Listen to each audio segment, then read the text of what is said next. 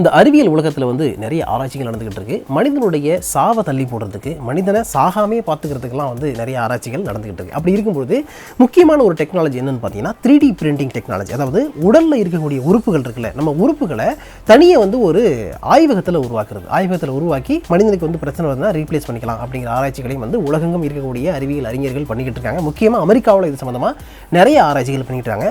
அப்படி ஆராய்ச்சி பண்ணிக்கிட்டு இருக்கும்போது ஒரு முக்கியமான மைல்கல்லை வந்து தொட்டிருக்கிறாங்க அமெரிக்க டாக்டர்ஸ். அது என்ன அப்படிங்கிறத இந்த வீடியோவில் பார்க்கலாம். இது வந்து ரொம்ப முக்கியமான ஒரு எதிர்காலத்தை கிரியேட் பண்ணும் அப்படின்னு அவங்க சொல்லியிருக்காங்க. ஏன் அவ்வளோ முக்கியமாக அது பார்க்கப்படுது அப்படிங்கிறத இப்போ நம்ம பார்ப்போம்.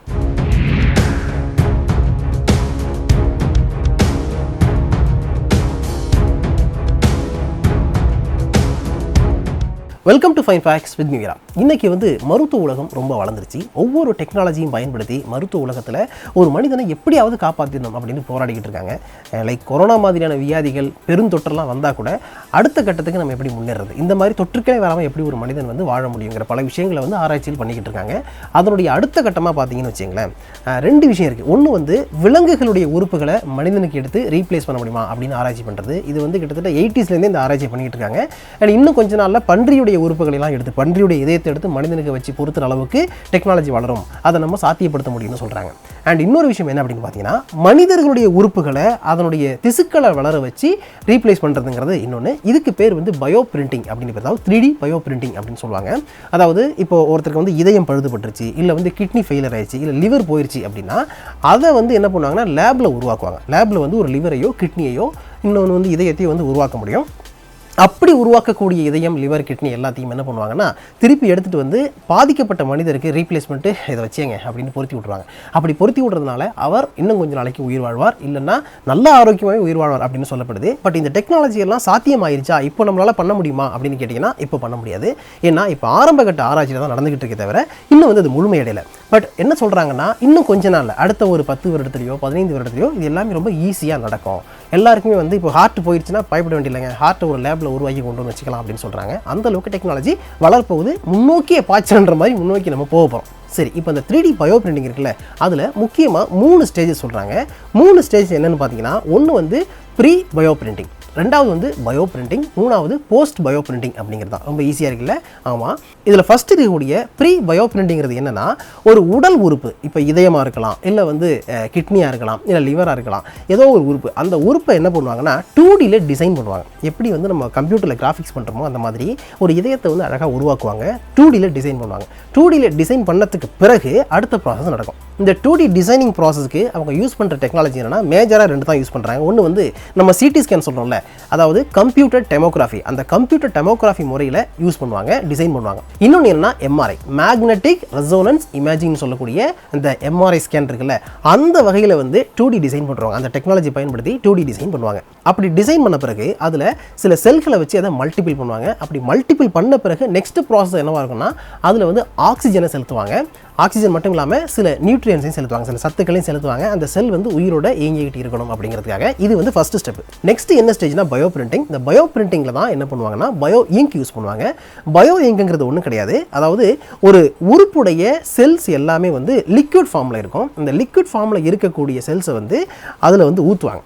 ஊற்றுறது மட்டும் இல்லாமல் நெக்ஸ்ட் என்ன பண்ணுவாங்கன்னா வேறு சில விஷயங்கள்லாம் பண்ணுவாங்க. எப்படி வந்து நம்ம ஆக்சிஜன்லாம் ஏற்றி அதுக்கப்புறம் வந்து நியூட்ரியன்ஸ் எல்லாம் கொடுத்து அந்த செல்லை வந்து வளர வைக்கலாங்களே, அந்த ப்ராசஸ் வந்து இன்னும் இதில் டெவலப் ஆகும். ரொம்ப பார்த்து இதை பண்ணுவாங்க. அப்படி பார்த்து இதை பண்ணும்பொழுது அந்த முழுமையாக அந்த செல்கள் எல்லாமே, டிஷ்யூ எல்லாமே வளர்ச்சி அடைஞ்சி அந்த ஒரு உறுப்பு அப்படிங்கிறது உருவாகும். மூணாவது ஸ்டேஜ் தான் போஸ்ட் பயோ பிரிண்டிங்கிறது. இந்த போஸ்ட் பயோ பிரிண்டிங் என்ன நடக்குன்னா, முதல்ல 2 ஸ்டேஜில் ஒரு உருவப்பை டிசைன் பண்ணி உருவாக்கியிருக்காங்கல்ல, அதை வந்து இன்னும் மேம்படுத்துவாங்க. மேம்படுத்துறது மட்டும் இல்லாமல் ஒரு உறுப்புடைய திசுக்கள் எப்படி வளர்ந்துருக்கு அப்படிங்கிறது, அதாவது அந்த கெமிக்கல் காம்போனன்ட்ஸ் என்ன இருக்குது, அதுக்கப்புறம் வந்து மெக்கானிக்கல் காம்போனன்ட்ஸ் என்ன இருக்குது, இது ரெண்டும் வந்து கரெக்டாக ஃபங்க்ஷன் ஆகுதா அப்படிங்கிற பல விஷயங்கள் இதில் தான் டிசைட் பண்ணப்படும். ஸோ இதுதான் 3வது ஸ்டேஜ். இந்த 3வது ஸ்டேஜ் முடிஞ்சிச்சு அப்படின்னா ஒரு உறுப்பு ரெடி ஆகிடும். பயோ இங்க் அப்படிங்கிறது எப்படி தயாரிப்பாங்கன்னா, உயிருள்ள செல்களை வந்து ஜெலட்டின் மாதிரியான ஒரு கெமிக்கலில் கலந்து அந்த பயோ இங்கை உருவாக்குவாங்க. அதை வந்து ஏற்கனவே கிரியேட் பண்ணி வச்சிருக்க இந்த 2D இமேஜ் மேலே வந்து சின்ன திட்டாக வந்து அப்ளை பண்ணுவாங்க. பண்ணுவாங்க. இதுதான் வந்து இந்த பயோ இங்கை யூஸ் பண்ணி அடுத்த ப்ராசஸை வந்து பண்ணுறது. கிட்டத்தட்ட 20 வருடங்களாக இந்த பயோ பிரிண்டிங் அப்படிங்கிற ஆராய்ச்சி நடந்துக்கிட்டு இருக்கு. ஆனால் விஞ்ஞானிகளுக்கும் மருத்துவர்களுக்கும் இருக்கக்கூடிய பெரிய சிக்கல் என்னென்னா, மனித உடல் உறுப்புகளை வந்து ஒரு தனியை எடுத்து வச்சோம்னா அது எவ்வளோ நாளைக்கு வந்து சரியாக செயல்பட்டுக்கிட்டு இருக்கும், இயங்கிக்கிட்டு இருக்குமோ, கெட்டு போகாமல் இருக்குமோ, அதே மாதிரி இந்த ஆய்வகத்தில் உருவாக்கக்கூடிய திசுக்களும் உறுப்புகளும் வந்து இதே மாதிரி கொஞ்ச நாள்லேயே கெட்டு போயிடுது. அதுக்கு பிறகு வந்து அதை பயன்படுத்த முடியல அப்படிங்கிற ஒரு கவலை வந்து அவங்களுக்கு இருந்துகிட்டே இருக்குது. ஸோ இப்படிப்பட்ட அந்த கவலையை போக்குறதுக்காக தான் இப்போ புதுசாக ஒரு டெக்னாலஜியை கண்டுபிடிச்சாங்க. அது என்ன டெக்னாலஜினா, அதுதான் கிரையோ பயோ பிரிண்டிங் அப்படிங்கிற டெக்னாலஜி.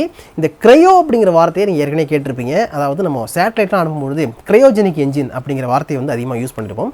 இந்த கிரையோஜெனிக் என்ஜின்ங்கிறது என்னன்னா, நைட்ரஜன் ஆக்சிஜன் மாதிரியான வாயுக்களை வந்து திரவ நிலையில பயன்படுத்தி அந்த செயற்கைக்கோளை ரொம்ப கூலாக வச்சுக்க முடியும், அதிக வெப்பத்தை தாங்குற அளவுக்கு வந்து அதை பயன்படுத்த முடியும்னு சொல்லுவாங்க. அதுதான் வந்து கிரையோஜெனிக் டெக்னாலஜி. இது வந்து ஃபிசிக்ஸில் வரக்கூடியது. ஸோ இந்த டெக்னாலஜி என்ன பண்ணுறாங்கன்னா, இப்போ இந்த பயோ பிரிண்டிங் உள்ள இழுத்துக்கிட்டு வர்றாங்க.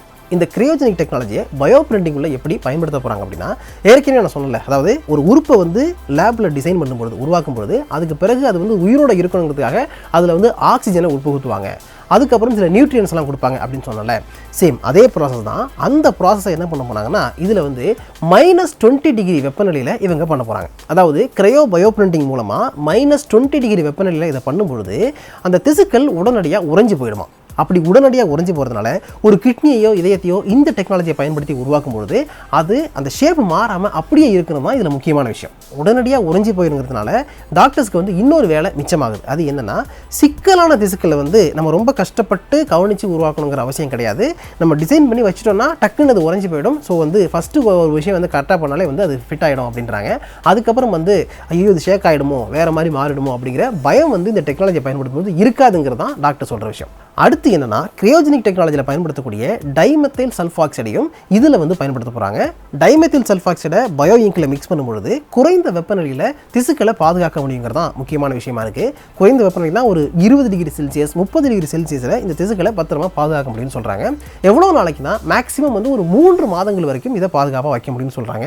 அப்போது அந்த 3 மாதங்கள் வரைக்கும் இந்த திசுக்கள் வந்து எந்தவித டேமேஜும் ஆகாமல் பாதுகாப்பாக இருந்துச்சு, ஒரு லிவரோ கிட்னியோ லேபில் பாதுகாப்பாக இருந்துச்சுன்னா, அந்த காலகட்டத்தில் என்ன பண்ணலாம்னா, யார் பேஷண்ட்டோ அவங்களுக்கு ரீப்ளேஸ் பண்ண முடியும், ட்ரான்ஸ்ஃபார்ம் பண்ண முடியுங்கிறது தான் இதில் முக்கியமாக நோட் பண்ண வேண்டிய விஷயமா இருக்குது. அதாவது கடந்த 20 வருடங்களாக இந்த பயோ பிரிண்டிங் பற்றி ஆராய்ச்சி பண்ணிக்கிட்டு இருக்க விஞ்ஞானிகளும் டாக்டர்களும் என்ன சொல்கிறாங்கன்னா, இப்போ இந்த கிரையோ டெக்னாலஜியை பயன்படுத்துறதுங்கிறது ஒரு முக்கியமான மைல்கல். ஏன்னா 3 மாதம் வரைக்கும் லேபில் ஒரு திசு வந்து அதோடைய உருவம் மாறாமல் எதுவும் டேமேஜ் ஆகாமல் பாதுகாக்கிறதுக்கு ரொம்ப பெரிய விஷயம். ஸோ ஒரு முக்கியமான மைல்கல் நம்ம வந்து அடைஞ்சிருக்கோம். நெக்ஸ்ட்டு வந்து இது அடுத்த லெவலுக்கு போகும். கண்டிப்பாக கூடிய சீக்கிரம் யாராவது ஒருத்தருக்கு வந்து இதயம் பழுதுபட்டுருச்சு அப்படின்னா லேப்லேருந்து ஒரு இதயத்தை செஞ்சு மாட்டி வைக்கக்கூடிய நிலைமை வரும். அந்த காலம் ரொம்ப தூரத்தில் கிடையாது, கூடிய சீக்கிரம் வரப்போகுது அப்படின்றாங்க. இந்த டைமெத்தில் சல்ஃபாக்சைடு அப்படிங்கிறது ஆல்ரெடி மருத்துவத்துறையிலும் பயன்பாட்டில் இருக்குது. காயங்களை குணப்படுத்துறதுக்கு மருந்தாக பயன்படுது. அது மட்டும் இல்லாமல் எலும்புகள் முறிவு ஏற்பட்டாலும் அதை சரி பண்ணுறது கூட இதை பயன்படுத்துகிறாங்க. அது மட்டும் இல்லாமல் நம்மளுக்கு பெயின் ஏற்பட்டுச்சுன்னு வச்சுங்களேன், மனிதர்களுடைய வலிகளை குறைக்கிறதுக்கும் இது வந்து ஒரு வலி நிவாரணியாகவும் பயன்படுத்தப்படுது. உலக சுகாதார அமைப்பு என்ன சொல்லுதுன்னா, உலகத்தில் இருக்கக்கூடிய மக்கள் தொகையில் ஒவ்வொரு வருடம் இறக்கிற மக்களில் 0.01% மட்டும்தான் உறுப்பு தானம் செய்யப்படுது. மீதி இருக்கிறவங்க யாரும் உறுப்பு தானம் பண்ணுறது கிடையாது. அதை பற்றி அவங்களுக்கு அவேர்னஸும் இல்லாமல் இருக்கிறாங்க. இந்த நிலவரம் இந்தியாவில் எப்படி இருக்குன்னு பார்த்தீங்கன்னா, வருஷத்துக்கு 5 லட்சம் பேர் உறுப்பு தானம் கொடுக்கறதுக்கு யாருமே இல்லைங்கிற காரணத்தினால உயிரிழக்கிறாங்கன்னு உலக சுகாதார நிறுவனம் சொல்லுது.